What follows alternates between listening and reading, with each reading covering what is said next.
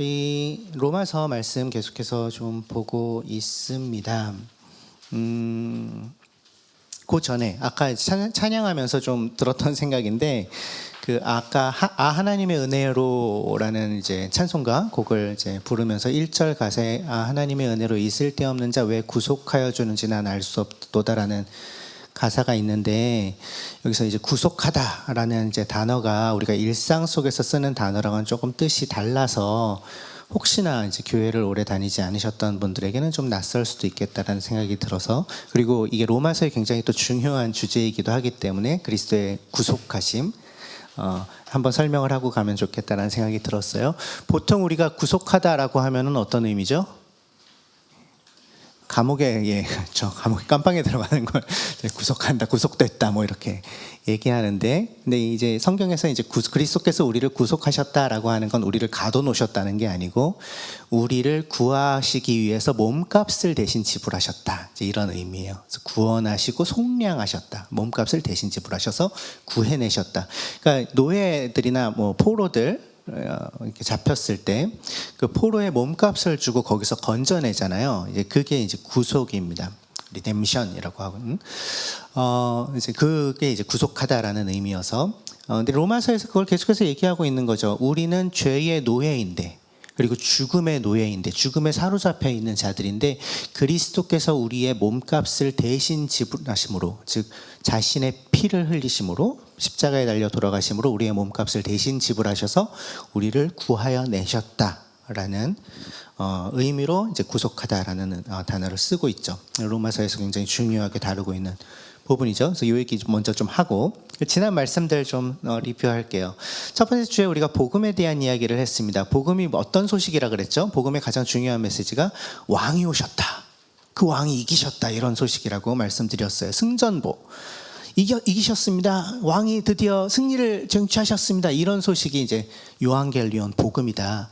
그렇기 때문에 그 복음이 기쁜 사람들은 그 왕의 백성들일 수밖에 없다. 그 왕의 백성들에게는 이 복음이 기쁜 소식이다, 이런 말씀 드렸었습니다. 근데 그 복음에 그 기뻐하는 자격, 즉 그 왕의 백성이 되는 것을 가로막는 것들이 있는데, 두 번째 주에 우리가 다룬 것이 이제 죄에 대한 이야기였죠. 우리가 하나님께 반역했기 때문에, 우리가 하나님을 하나님으로 여기지 않고 살았기 때문에 우리가 그 나라에 들어갈 수 없고 하나님 나라 백성으로 살 수 없고, 그렇기 때문에 그 복음의 기쁜 소식에 반응할 수 없는 거죠. 신분이 그 나라 백성이 아니니까요. 우리의 죄가 하나님께 연결되는 것을, 우리가 그 나라 백성으로 사는 것을 가로막고 있다. 우리의 힘으로는 근데 그 죄의 문제를 해결할 수 없다. 자신의 죄를 정직하게 깨달은 자들은 처절하게 그래서 절망할 수밖에 없다. 내 힘으로 다시 하나님의 나라에 들어갈 수 없구나, 그분께 연결될 수 없구나, 나에게 기다리고 있는 건 죽음뿐이구나, 방법이 없구나, 그 처절한 절망. 지난주에 이제 그 처절한 절망을 마주한 이들에게 이제 반가운 반전의 소식이 근데 준비되어 있는데, 그리스도로 인하여서, 그분의 죽으심으로 인해서 그 죄의 문제가 해결되었다는 거죠. 그분이 구속하셨다. 그래서 다시 하나님의 나라에 우리가 들어갈 수 있게 해주셨다. 그 길이 활짝 열렸다.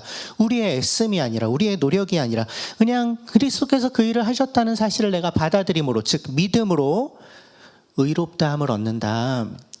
그렇기 때문에 이제 버팅기지 말자, 뭘 더 하려고 하지 말고 그냥 무력하게 그 무력함을 그대로 하나님 앞에 고백하면서 무력함 그대로 하나님 앞에 나가자, 이런 얘기들을, 나의 애씀과 나의 노력을 거기에 얹으려는 헛된 시도를 이제는 좀 멈추자, 뭐 이런 이야기들을 지난주에 나눴었습니다. 좀 이렇게 기억이 살아나시죠? 자, 그럼 오늘 이야기는 우리가 지난주에 사실은 했던 얘기인데 조금 자세하게 얘기하려고 그래요. 의롭게 함을 우리가 얻었다라고 이야기하고 있는데, 무엇으로? 믿음으로. 근데 그게 무슨 의미냐?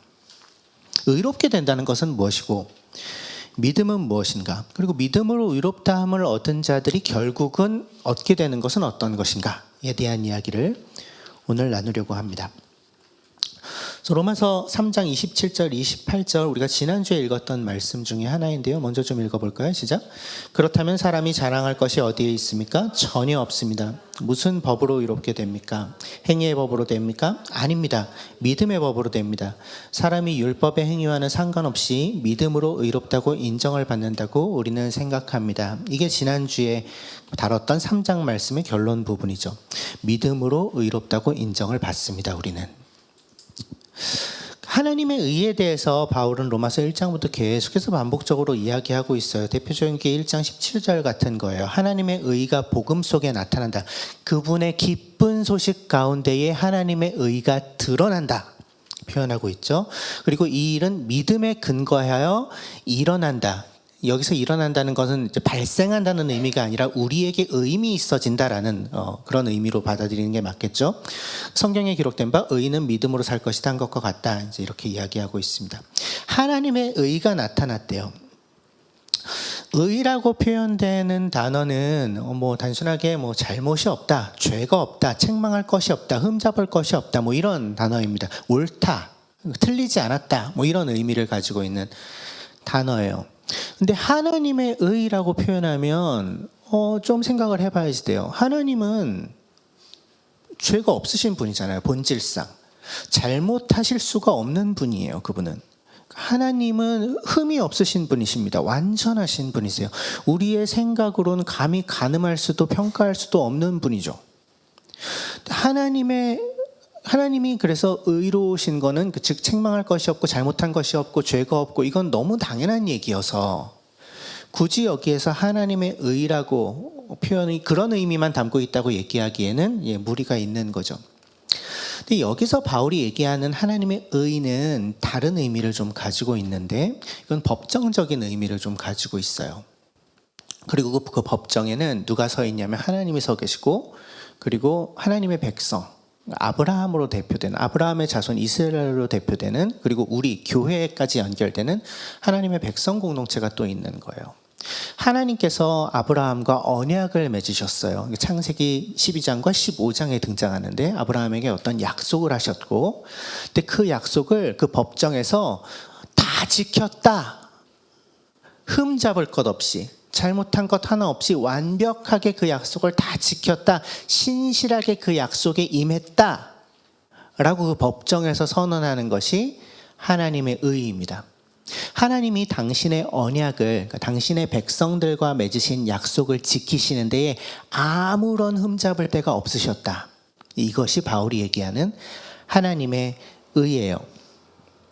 하나님이 아브라함에게 창세기 12장에서 너로 큰 민족이 되게 하고 너에게 복을 주어서 내가 너의 큰 이름을 떨치게 하고 너는 복의 근원이 될 건데 땅에 사는 모든 민족이 너로 말미암아 복을 받을 것이다 이렇게 약속을 하시고요. 15장에서는 그렇게 내가 너에게 약속한 자손을 주겠고 내가 너에게 약속한 땅을 주겠다. 그것을 굉장히 엄숙한 퍼포먼스를 보여주시면서 15장 읽어보세요. 자세하게 설명하지 않겠습니다.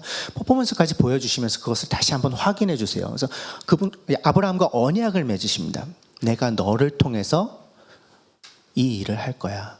모든 민족이 복을 받게 하는 일을 할 거야. 아브라함은 그 당시에 이것이 어떤 의미인지를 이해하지 못했지만 우리는 알고 있죠. 하나님께서 아브라함을 통해서 온 세상을 다시 회복시키셔서 하나님께 다시 돌아오게 하는 그분의 다스림 가운데 다시 들어오게 하는 계획을 시작하신 거예요. 그걸 내가 너를 통해 할 거야 라는 약속이 아브라함 언약이었던 거죠. 근데 하나님의 의가 드러났다. 하나님께서 그 약속을 한결같이 지키셨다는 거예요. 그래서 의로우시다는 겁니다. 그런데 그 법정에 또 누가 서 있다고요? 하나님의 백성 공동체가 아브라함으로 대표되는 이스라엘로 대표되는. 근데 그 하나님의 백성 공동체는 어때요? 그들도 의롭습니까? 그들도 신실한가요? 그들도 책망할 것이 없나요? 흠이 없나요? 완벽하게 그 언약을 지켰습니까? 그분의 백성답게 살기로 했던 그 언약을? 그러지 못했죠. 의롭지 않아요. 흠이 많습니다. 하나님의 백성다운 삶의 기준으로 하나님은 율법을 주셨습니다. 그리고 그 율법을 성실하게 지킴으로 너희가 내 백성 된 것을 입증해라라고 말씀하셔요. 그것이 이스라엘이 하나님과 맺었던 언약의 또 내용인데 이스라엘은 그 언약에 충실하지 못했죠. 실패했어요. 여전히 죄에서 벗어나지 못했어요. 이스라엘이 아닌 다른 민족은 가능해요? 불가능해요. 아무도 하나님과의 관계에서 성실하지 못했어요. 하나님과의 언약을 성실하게 지켜내지 못했어요. 이것이 의는 없다. 아무도 없다. 그러니까 그 법정에서 의롭다고 선언받을 수 있는 자격이 있는 자는 아무도 없다라고 바울이 선언하고 있는 의미인 거죠. 언약적 관점에서의 하나님의 의를 볼 필요가 있는 것입니다. 3장 우리가 이미 지난주에 살펴봤던 3장 21절 22절에서 그러나 이제는 그 반가운 반전을 얘기하면서 이렇게 얘기하고 있습니다. 같이 읽어보죠. 시작. 그러나 이제는 율법과는 상관없이 하나님의 의가 나타났습니다. 그것은 율법과 예언자들이 증언한 것입니다. 그런데 하나님의 의는 예수 그리스도를 믿는 믿음을 통하여 오는 것인데 하나님의 백성들에게도 하나님의 의에 참여할 수 있는 길이 새롭게 열렸다는 겁니다. 이전에는 그것이 전혀 불가능했는데 그들의 애씀과 노력으로는 그 의로움에 이르는 것이 전혀 불가능했는데 이제는 뭐라고 얘기해요? 율법과 상관없이 애씀과 노력과 상관없이 하나님의 의가 나타났는데 예수 그리스도를 믿는 믿음으로 그것이 나타났다. 얘기하고 있는 거죠. 선언하고 있는 것입니다. 예수 그리스도를 믿는 믿음을 통하여 우리가 그 의에 참여하게 되었다. 즉 하나님과 다시 언약 관계 속으로 들어올 자격을 얻게 되었다. 근데 중요한 건 그래서 그 믿음을 가진 사람들은 의로운 존재가 되었다. 이게 아닙니다. 의로워진 게 아니에요. 의롭다고 여김받는 것입니다. 의롭다고 쳐주시는 거예요. 오늘 본문을 실어놓지 않았지만 4장에 이 여기다라는 단어가 3절, 4절, 5절, 6절, 9절, 10절, 11절, 22절 계속해서 반복돼요. 여기다라는 단어는 이건 이제 원어적으로는 이제 상업에 주로 사용하는 용어인데 그의 것이 아닌데 그냥 그의 것으로 쳐주는 거를 의미해요. 그의 것으로 간주해 주는 거. 예를 들어 점유권 이런 거라고 표현할 수 있을까요? 네, 어떤 땅을 굉장히 오랫동안 점유하고 있고 주인이 권리를 25년인가 이제 주장하지 않으면 그 땅을 점유한 사람에게 이제 그 땅을 점유한 사람이 그 땅을 소유한 것으로 간주하는 이런 이제 제도들이 우리나라에도 있죠. 이제 그런 거예요. 그의 것이 아닌데 법정에서 상업적으로 그의 것으로 간주해 주는 것, 이게 여기다라는 단어의 의미입니다. 그러니까 의롭다고 여김받는다는 것은 의롭다는 얘기가 아니고 의롭지 않은데 의롭다고 쳐준다는 거죠. 의로운 걸로 해주겠다는 거예요. 그러니까 도덕적으로나 윤리적으로 의롭게 된다는 의미가 아니라는 것입니다. 여전히 흠이 많은데 의에 다다르지 못하는데 그냥 의롭다고 무죄라고 선언해 주겠다는 겁니다. 판결을 그렇게 내리겠다는 거예요. 그 법적 효력이 있는 법적 선언으로서 너 무죄, 너 의롭다, 너는 그 약속에 성실하다고 친다. 무슨 얘기예요? 다시 그 언약에 회복시키시겠다는 얘기예요. 다시 온 세상을 회복하고 구원하시는 그 하나님의 구원 계획에 동참시키시겠다는 겁니다. 나는 자격이 없는데, 나는 능력이 없는데, 나는 신실하지 못한데 그런 걸 보지 않고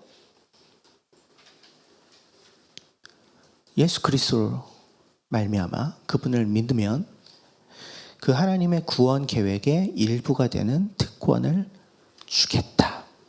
이것이 의롭게 여김받는다라는 말의 의미예요. 그래서 로마서 4장 4절과 5절에서 바울이 이렇게 얘기합니다. 일을 하는 사람에게는 품삯을 은혜로 주는 것으로 치지 않고 당연한 보수로 주는 것으로 여깁니다. 그러나 경건하지 못한 사람을 의롭다고 하시는 분을 믿는 사람은 비록 아무 공로가 없어도 그의 믿음이 의롭다고 여김을 받습니다. 그러니까 무언가 의로운 일을 해서, 무언가 신실한 일을 해서 그 의롭다함을 얻는 거면 그거는 당연한 그냥 보수라는 거예요. 은혜가 아니다. 그런데 하나님은 어떤 분이시냐? 경건하지 못한 사람을, 깨끗하지 않은 사람을 의롭다고 하시는 분이시래요. 의롭다고 보기를 원하시는 분이시래요. 그래서 아무런 공로가 없지만 믿음으로 의롭다 여김을 받는 존재라는 거예요, 우리가.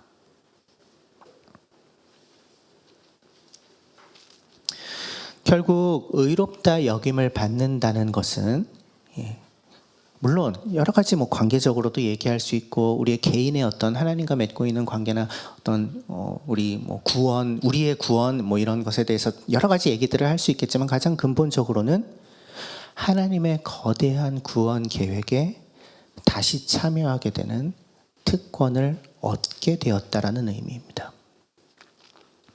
굉장히 큰 얘기를 하고 있는 거예요. 이것은 다시 하나님의 백성으로 돌아가고 싶어 하고 있는 사람들에게만 기쁜 소식입니다.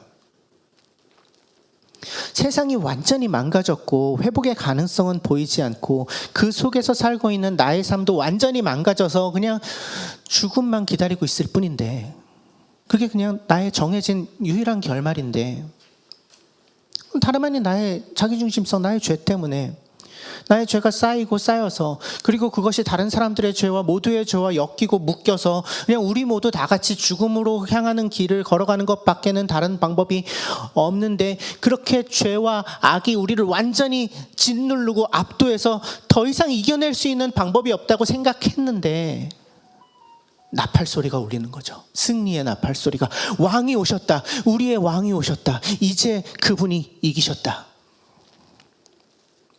그래서 나는 그 승리에 참여할 자격이 여전히 없지만 그분의 백성이라는 그 사실 하나만으로 그분이 나를 의롭다고 여기셨기에 그 승리에 동참하게 된다는 거죠. 그 역사에 다시 참여하게 된다는 것입니다. 그리스도의 죽으심으로 말미암아 이 일이 가능해졌다. 그러니까 이 복음은, 구원의 기쁜 소식은 굉장히 큰 얘기를 하고 있는 거예요. 우주적인 회복의 이야기를 하고 있는 것입니다. 온 세상이 회복될 거야. 온 세상이 다시 온전하게 될 거야. 근데 그게 나에게도 감격이 되는 이유는 그 일을 하시는 분이 나의 왕이시기 때문이죠. 그리고 자격이 없는 나를, 왠지는 모르겠는데 자격이 없는 나를 부르셔서 그 일에 다시 동참시키시는 분이시기 때문이죠.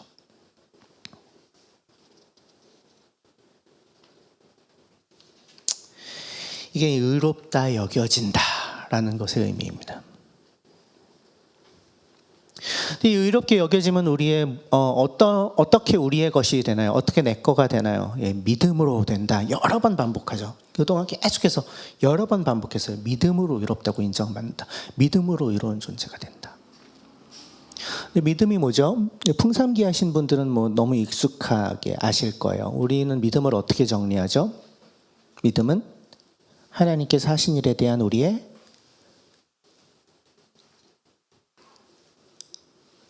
전인격적 반응이다. 네, 풍삼기 좀 더 하셔야 될 것 같아요. 열심히. 믿음은 하나님께서 하신 일에 대한 우리의 전인격적인 반응이다. 우리는 이렇게 배웠어요. 김영호 목사님이 그렇게 정리해 주셨고 굉장히 좋은 정리라고 생각해요. 그러니까 믿음은 억지로 이렇게 안 믿어지는 거 믿어야 돼 이게 아니고, 하나님이 필요한 일을 다 하신 거를 그냥 인정하고 거기에 그냥 내가 반응하는 거다. 하나님이 하시는 일을 나와 상관 있는 일로 받아들이는 것이 믿음이다라고 우리는 그동안 배워왔어요. 정말로 그렇습니다. 그래서 이 믿음에 대해서 로마서는 이제 아브라함의 예를 보여줍니다. 로마서 4장 18절에서 5장 1절까지 조금 길지만 같이 읽어보죠. 시작. 아브라함은 희망이 사라진 때에도 바라면서 믿었으므로 너의 자손이 이와 같이 많아질 것이다 하신 말씀대로 많은 민족의 조상이 되었습니다. 그는 나이가 100세가 되어서 자기 몸이 이미 죽은 것이나 다름없고 또한 사라의 태도 죽은 것이나 다름없는 줄 알면서도 그는 믿음이 약해지지 않았습니다. 그는 하나님의 약속을 믿고 의심하지 않았습니다. 오히려 그는 믿음이 굳세어져서 하나님께 영광을 돌렸습니다. 그는 하나님께서 스스로 약속하신 바를 능히 이루실 것이라고 확신하였습니다. 그래서 하나님께서는 이것을 보시고 그를 의롭다고 여겨주셨습니다. 그가 의롭다는 인정을 받았다 하는 말은 아브라함만을 위하여 기록된 것이 아니라 하나님께서 의롭다고 여겨주실 우리, 곧 우리 주 예수를 죽은 사람들 가운데서 살리신 분을 믿는 우리까지도 위한 것입니다. 예수는 우리의 범죄 때문에 죽음을 당하셨고 우리를 의롭게 하시려고 살아나셨습니다. 그러므로 우리는 믿음으로 의롭다 하심을 받았으므로 우리 주 예수 그리스도로 말미암아 하나님과 더불어 평화를 누리고 있습니다. 이 믿음에 대해서 로마서에서 보여주고 있는 아브라함의 예는 이제 몇 가지 이 특징들을 나타내줘요. 믿음이 가지고 있는 특징들을 보여줍니다. 첫 번째 특징은 믿음은 하나님이 일하고 계시다는 것이 보이지 않을 때 그 진가를 발휘하는 특징을 가지고 있다고 얘기해주고 있어요. 아브라함의 이야기에서 아브라함이 100세가 될 때까지 하나님이 일찌감치 그에게 아들을 주시고 자손을 주시고 그들을 통하여서 하나님의 백성 공동체를 이루어 가셔서 온 세계를 구원하시겠다라고 말씀을 하셨는데 100살이 될 때까지 그게 이루어지지 않았거든요. 그 일이 일어나질 않았어요. 특별히 아내 사라를 통해서 그 일을 이루겠다고 하셨는데 사라도 나이가 90이 다 됐는데 그래서 이미 아이를 낳을 수 있는 몸이 아니게 되었는데도 아들이 생기지 않는 거예요. 근데 그때에도 19절 자기 몸이 이미 죽은 것이나 다름없고 사라의 태가 죽은 것이나 다름없는 줄 알면서도 더 이상 희망이 없어 보이는데 하나님이 일하시겠다고 약속은 하셨지만 하나님의 약속이 이루어지는 것 같아 보이는 증거는 보이지 않는데 그때에도 약해지지 않는 것. 그것이 아브라함이 가졌던 믿음이었다. 20절에도 나오죠. 그는 하나님의 약속을 믿고 의심하지 않았고 오히려 그는 믿음이 굳세어져서 하나님께 영광을 돌렸다. 이렇게 얘기합니다. 희망이 사라졌을 때, 사라진 것처럼 보일 때, 하나님의 일하시는 것이 눈앞에 드러나 보이지 않을 때 믿음이 그 진가를 발휘한다고, 믿음이 믿음으로써 드러난다고 얘기하고 있는 거예요. 우리의 이야기로 바꾸면 무엇일까요? 아까 이 의롭게 여김을 받는 것이 의미가 하나님이 하시고 계신 전 우주적인 구원의 역사에 우리를 다시 연결시키시고 참여시키는 것이다 라고 말씀드렸죠. 이것이 우리가 받은 구원의 정체예요. 그러니까 단순히 내가 죽어가지고 좋은 데 가는 거 이거 아니에요. 이건 계속 얘기해야죠. 근데 우리가 하가디 때도 이 얘기는 했죠. 구원이 뭔지, 하나님 나라에 들어간다는 건 영원한 생명, 이게 어떤 의미인지에 대해서 충분히 얘기한 것 같아요. 끊임없이 얘기할 겁니다. 어쨌든 단순히 그냥 내가 죽어서 좋은 곳 가는 것 이게 아니고 구원은 하나님의 그 거대한 회복의 역사 가운데에 내가 일부분으로 참여하게 되는 것을 의미해요. 나의 왕의 싸움에, 이기신 그 전투에. 이게 이제 구원의 의미죠. 근데 우리의 현실에서는 어때 보여요? 그게 문제인 거예요. 하나님이 이기시는 것 같아 보여요? 하나님의 회복이 지금 일어나는 것 같습니까?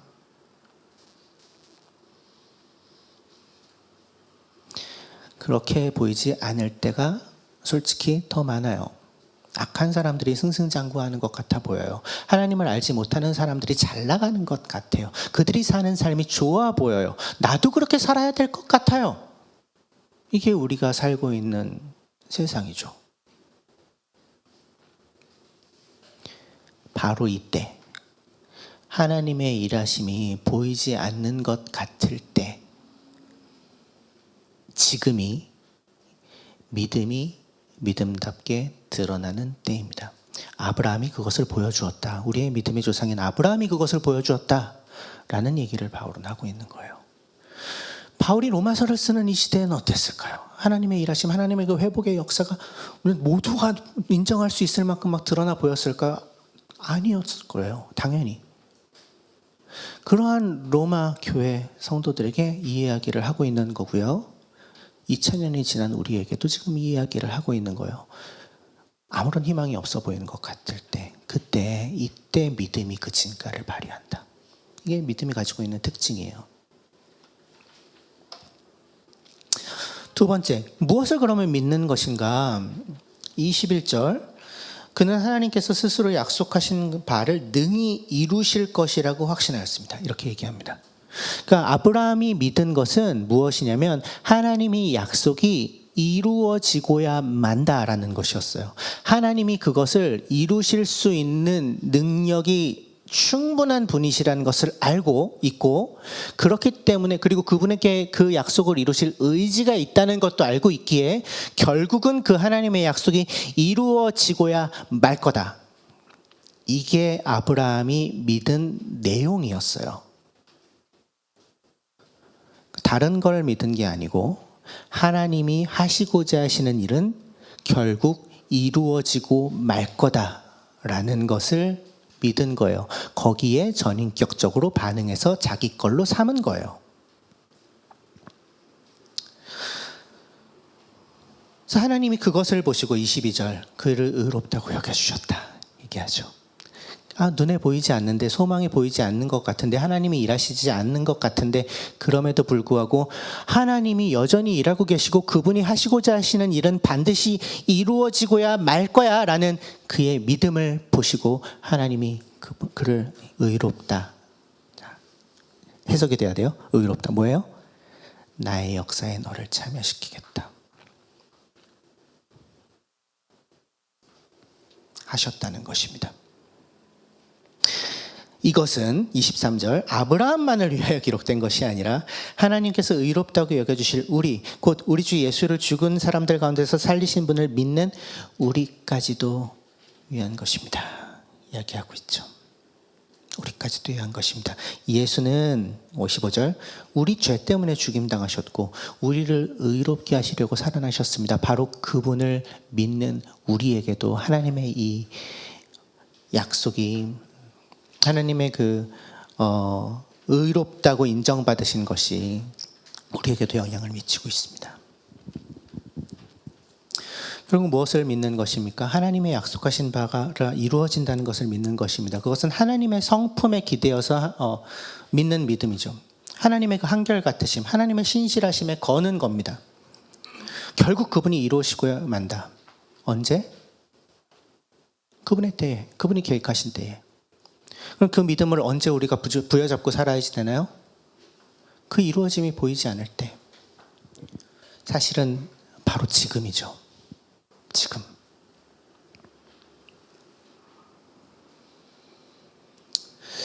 또 지금 여러분 무엇을 믿고 계십니까?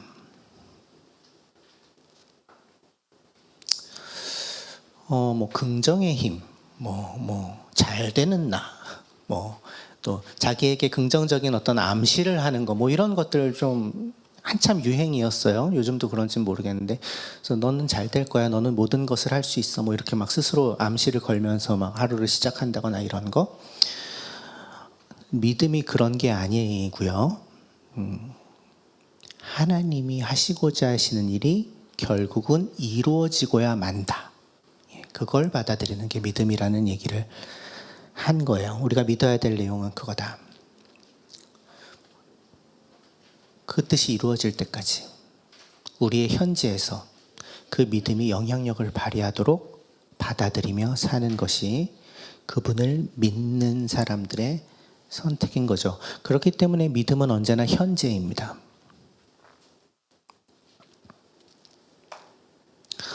과거형으로 얘기하면, 그러니까 내가 믿었지. 무슨 얘기예요? 지금은 안 믿는다는 거예요. 또 미래형으로 내가 언젠가 믿겠지. 무슨 의미예요? 지금은 안 믿는다는 겁니다. 유일하게 의미 있는 건 뭐예요? 내가 믿지. 내가 믿어. 하나님이 하시는 일이 지금은 눈에 보이지 않아도 언젠가 완전히 이루어질 것이라는 것을 나는 믿어. 그것만 유일하게 의미 있어요. 5장 1절에서 그러므로 우리는 믿음으로 의롭다 하심을 받았으므로 우리 주 예수 그리스도로 말미암아 하나님과 더불어 평화를 누리고 있습니다. 현재형이에요. 하나님과 더불어 평화를 누리게 될 것입니다가 아니고 지금 여기서 하나님과 더불어, 원래는 하나님과 원수였는데 우리가 하나님의 그 백성 공동체에 참여할 자격이 없는 자들이었는데 그 하나님과 더불어 지금 여기서 평화를 누리고 있습니다. 회복된 관계 가운데 이미 들어왔습니다.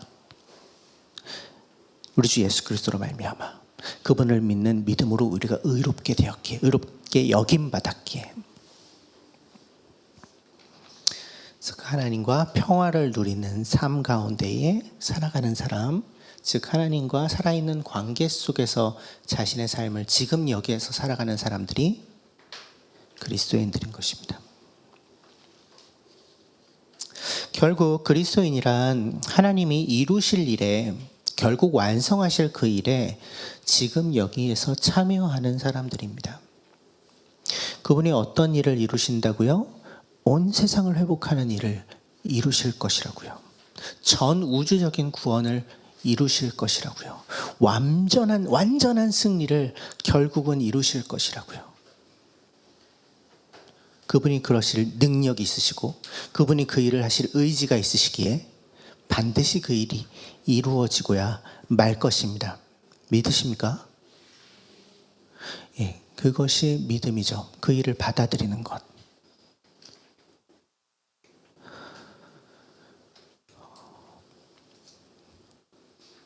원고에 없는 얘기인데 시간도 없는데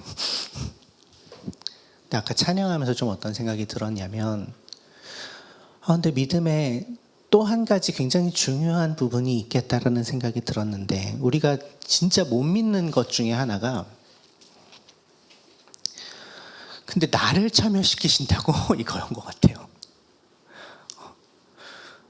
나를 도대체 왜? 어디다 쓰려고? 하나님 알겠어. 하나님 온 세상을 다스리는 분 알겠어. 완전히 회복시키실 분이라는 거 알겠어. 오케이, 인정해. 근데 그 일에 내가 필요하시대요. 이건 정말 믿기 어려운 일 아니에요? 내가 뭐라고 정말. 근데 성경은 분명히 그 얘기를 하는 거예요. 그리스도를 믿는 믿음으로 말미암아 네가 의롭다함을 얻어서 그 하나님의 이루어질 역사 속에 참여하게 되었다. 하나님이 그 일을 위해서 그리스도를 보내시고 죽이신 것이다.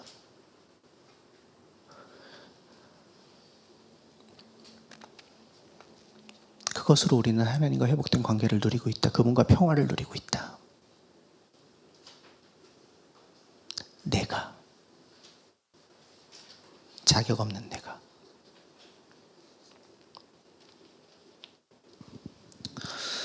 그래서 우리에게 이 믿음이 날이 가면 갈수록 더 굳건해지게 되기를 간절히 소망합니다.